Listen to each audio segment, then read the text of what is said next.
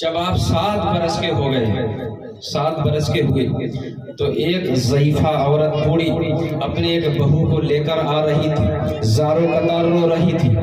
عبد القادر جیلانی 7 برس کے، یاد رکھیے، اور ایک گیند فٹ بال سے کھیل رہے ہیں، گیند کو اڑا رہے ہیں، نیچے گرا رہے ہیں۔ جب عبد القادر جیلانی نے دیکھا کہ یہ عورت زارو قطار رو رہی، کہا مائی یہ بتاؤ تم کیوں رو رہی ہو، کیوں پریشان ہو، اس کی وجہ کیا ہے؟ کہا تم بیٹے ہو، میرے مسئلے کو تم نہیں سمجھ سکتے، تم نہیں میرا مسئلہ حل نہیں کر سکتے۔ کہا مائی بتاؤ تو صحیح، اس بوڑھی عورت کو یہ پتا نہیں یہ غوث اعظم ہے، بولیے سبحان اللہ، یہ غوث اعظم ہے، وہ جانتی نہیں تھی، اسے معلوم نہیں تھا۔ کہا مائی بتا دو ذرا صحیح۔ کہا بیٹا ایک اللہ کے ولی کی خدمت میں گئی تھی، دربار میں گئی تھی، میرے بہو کے اولاد نہیں ہو رہی ہے، میں نے علاج کرایا، دوائیں کھلائی، حکیموں کے پاس لے گئی، سب نے لا علاج کر دیا۔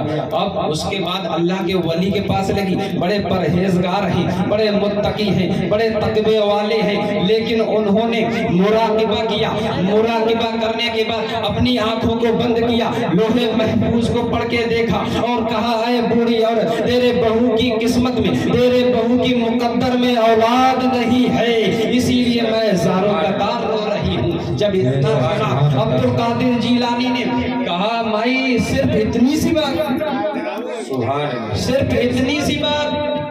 کہا بیٹا تجھے اتنی سی بات لگ رہی ہے، میری نسل، میرا نسب ختم ہو رہا ہے، میری نسل ختم ہو جائے گی، میرے بہو کی اولاد نہیں ہوگی۔ کہا مائی سن لے، یہ عبد القادر جیلانی کا فرمان ہے، جا چلی جا، تیرے بہو کے ایک نہیں بلکہ 11 بیٹے پیدا ہوں گے۔ بولیے سبحان اللہ، سبحان اللہ، نعرہ تکبیر، نعرہ تکبیر، نعرہ رسالت، نعرہ رسالت، مسلک اعلی حضرت، مسلک اعلی حضرت، نعرہ تکبیر، نعرہ رسالت۔ 11 بیٹے ہوں گے۔ ضعیفہ بوڑھی عورت کے لیے بچہ ہے، شاید مذاق کرتا ہوگا، گئی گھر پہ گئی، پہلے ہی مہینے میں اللہ نے امید عطا فرما دی۔ بولیے بے شک، سبحان اللہ، پہلے مہینے میں ہی۔ اب جب امید بر آئی، اس کے بعد وہ عورت بھاگتی ہوئی وہیں پر آئی جہاں عبد القادر 7 برس کے ملے تھے۔ کہا ایک لڑکا تھا، ایک چھوٹا سا بیٹا تھا، وہ آپ نے دیکھا، لوگوں سے پوچھ رہی، لوگ کہہ رہے ہیں کہ اس کا نام کیا تھا، کہاں کا رہنے والا تھا؟ کہا نہیں معلوم۔ کہاں کا رہنے والا؟ نہیں معلوم۔ نام کیا تھا؟ نہیں معلوم۔ کہا عورت پھر کیا پاگل ہو گئی؟ ملنے والا نہیں۔ اس کے بعد لوٹ آتی، 1 سال میں 1 بیٹا، دوسری سال 2 بیٹے، 11 سال میں 11 بیٹے، 11 بیٹے ہو گئے۔ ادھر عبد القادر جیلانی 18 برس کے ہو گئے، 7 سال کے تھے جب 11 بیٹے ہو گئے، 11 اور 7 18۔ اور جب بغداد شریف کی جامع مسجد میں عبد القادر جیلانی نے اعلان کیا، قدمی ہاتھی علی رقبتی کلی ولی اللہ، میرا یہ قدم ہر اللہ کے ولی کی گردن پر ہے۔ حضرات محترم، لوگ آنا شروع کر دیتے ہیں، ملاقات کے لیے آتے ہیں، مسافے کے لیے آتے ہیں، چہرہ دیکھنے کے لیے آتے ہیں، تقریر کو سننے کے لیے آتے ہیں۔ سنتے سنتے یہ بات پھیلتے پھیلتے اسی بوڑھی عورت کے کان میں آواز جاتی ہے کہ ایک بچہ اپنی اعلان کر رہا ہے اور کہہ رہا ہے میرا یہ قدم ہر اللہ کے ولی کی گردن پر ہے۔ تو وہ عورت کہتی ہو نہ ہو، یہ وہی بچہ ہے جس نے کہا تھا تیرے بہو کے 11 بیٹے ہوں گے۔ اب دوڑ کر جاتی ہے اور عبد القادر جیلانی کے قدموں پہ گر جاتی ہے۔ کہا بیٹا تم وہی ہو؟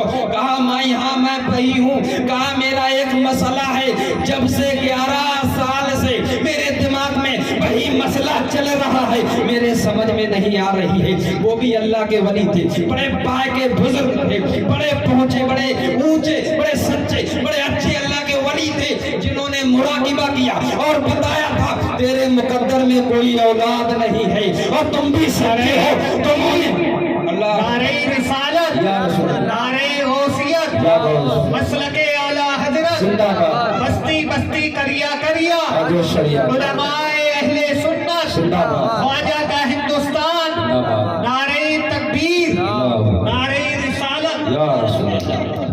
कभी कभी ऐसा होता है कि दो लोग होते तो एक झूठा होता है एक सच्चा होता है, यहाँ पर दोनों सच्चे इकट्ठे हो गए हैं। उन्होंने कहा मुकद्दर में औलाद नहीं है, सच कहा अल्लाह के वली है। और आपने कहा 11 बेटे होंगे तेरे बहू के, 11 पोते होंगे, आप भी सच्चे हैं। मसाला समझ में नहीं आया। अब्दुल कादिर जीलानी फरमाते हैं माई सुन ले, उन्होंने अल्लाह के जो वली के पास तू गई थी, उन्होंने सच कहा था कि तेरे मुकद्दर में कोई औलाद नहीं है, ये सच है, तेरे मुकद्दर में कोई औलाद नहीं थी। लेकिन मैंने जब अपनी जबान से फरमा दिया कि अब्दुल कादिर का ये फरमान है, तेरे 11 पोते होंगे, तेरे बहू के 11 बेटे होंगे, तो अब्दुल कादिर के फरमान को सुनकर, अब्दुल कादिर जिलानी के फरमान को सुनकर मेरे रब ने इरशाद फरमाया, ऐ फरिश्तों लिख दो, ऐ फरिश्तों लिख दो, क्योंकि मेरे महबूब अब्दुल कादिर ने फरमा दिया।